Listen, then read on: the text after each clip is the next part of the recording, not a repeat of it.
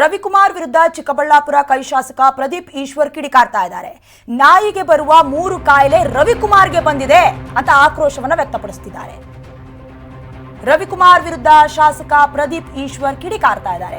ನಾಯಿಗೆ ಬರುತ್ತಲ್ಲ 3 ಕಾಯಿಲೆ ಅದು ರವಿಕುಮಾರ್ಗೆ ಬಂದ್ಬಿಟ್ಟಿದೆ ಅಂತ ಕೆಂಡಾಮಂಡಲರ ಆಗಿದ್ದಾರೆ. ಸುಮ್ಮನೆ ಬೊಗಳುವ ಕಾಯಿಲೆ ಮೊದಲನೇ ರೋಗ.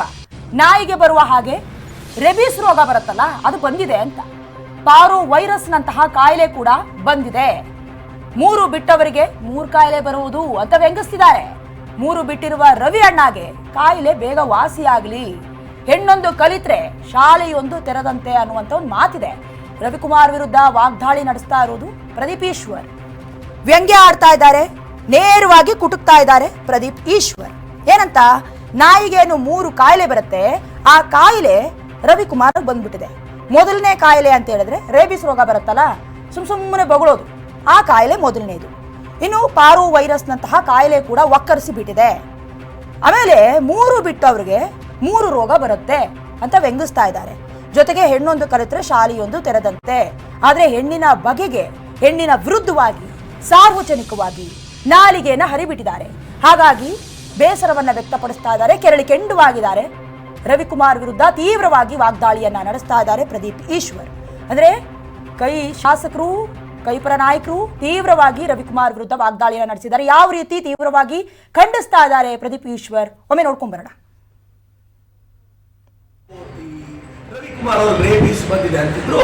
ನಾನು ಹೇಳಿದೆ ಹಂಗೆ MLCನೆಲ್ಲ ನಾವು ಮಾತಾಡಬಾರ್ದು, ನಾವು ಗೌರವ ಕೊಡಬೇಕು ಅಂತ.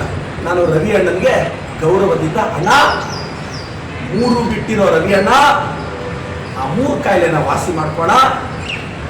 ಬಿಜೆಪಿಯವರಿಗೆ ಕೇಳಕ್ ಬಯಸ್ತೀನಿ, ಕಾರಣವೇ ಇಲ್ಲದೆ ಬೊಗಳುವ ನಾಯಿಯನ್ನ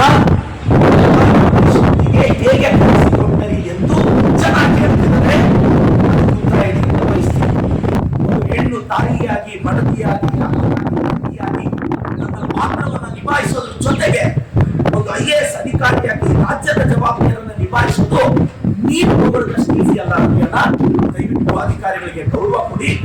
ನಾನು ಕರ್ನಾಟಕದ IAS ಅಧಿಕಾರಿಗಳ ಜೊತೆ ನಾನು ಗಟ್ಟಿಯಾಗಿ ನಿಲ್ಲುತ್ತಿದ್ದೇನೆ. I stand with all IAS officers of Karnataka. Ravikumar ಅವರು ಕೋತಿ, ರವಿಕುಮಾರ್ ಅವರು ರೇಬಿಸ್ ಬಂದಿದೆ ಅಂತಿದ್ರು. ನಾನು ಹೇಳಿದೆ ಹಂಗೆ MLCನೆಲ್ಲ ನಾವು ಮಾತಾಡಬಾರ್ದು, ನಾವು ಗೌರವ ಕೊಡಬೇಕು ಅಂತ.